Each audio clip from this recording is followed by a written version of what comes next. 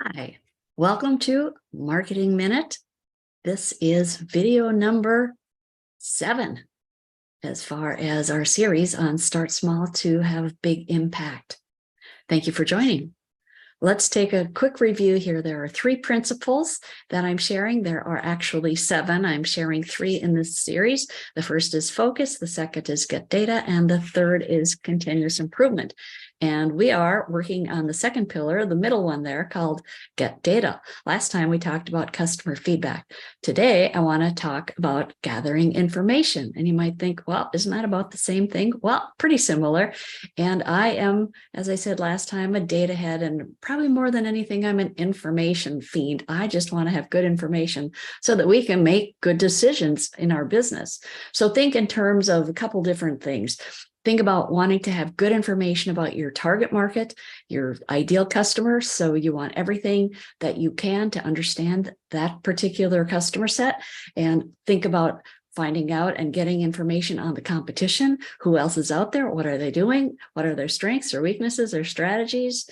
How are they positioned, differentiated? All those kinds of things. And also dig into the industry. What's going on in the industry? I thought I could talk a little bit about Amazon or Google because we know they gather data on everything and everybody, and they pretty much know what we want to buy before we do. And I thought, sure, we all know about them. So instead, I'm going to share with you a little bit about a company called Chopper Mill. And Chopper Mill is a company that's been around for just a couple of years. And it was, again, started by a woman. Her name is Jill, and she was desperately looking for mittens for her children because they kept losing them. So she was looking for replacement mittens. She was all over the internet thinking, there's got to be a place that sells just one mitten. And she couldn't find it. So she, like Sarah Blakely, and like the guys that started Airbnb, and our friend from Zappos, who couldn't find those shoes, she decided she was going to start a business. So that is exactly what she did. She spent 3 years researching everything about making mittens and materials and all the details to go into that. So she then designed her mittens. And as she says on the website, they are designed with kids and parents in mind. She tested the mittens on her own kids. They're durable. They have extra long cuffs, so it's easier to keep the snow out. And one aspect is that she will replace the first lost mitten, because what's the first thing that happens when we get our kids a pair of mittens? One gets lost. And being a mom and having 3 children, she knew what the problem was. And like I said, that's why she started the business, because she couldn't find a replacement mitten when her children would lose one.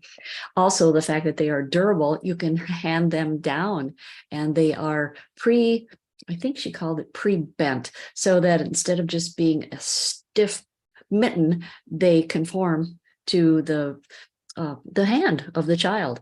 And you can then, after you hopefully don't lose, or your child doesn't lose more than one mitten, if that is the case, the first one is replaced. If you lose, or your child loses more than one, you can actually purchase a single mitten, and you can order a right hand or a left hand one.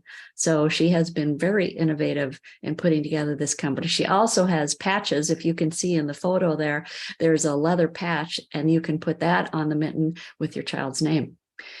She also was pretty creative and wrote a book that is available on the website. It's called The Mitten Thief.